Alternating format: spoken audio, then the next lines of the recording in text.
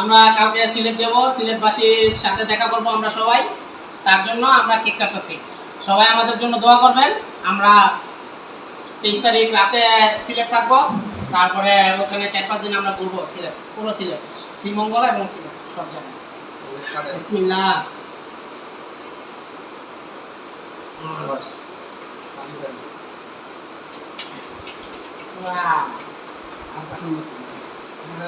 একটু খাওয়াই দেন স্যার, একটু খাওয়াই দেন।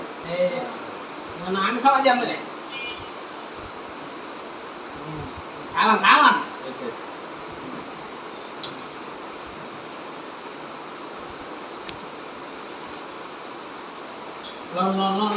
খাওয়াই দেন, খাওয়াই।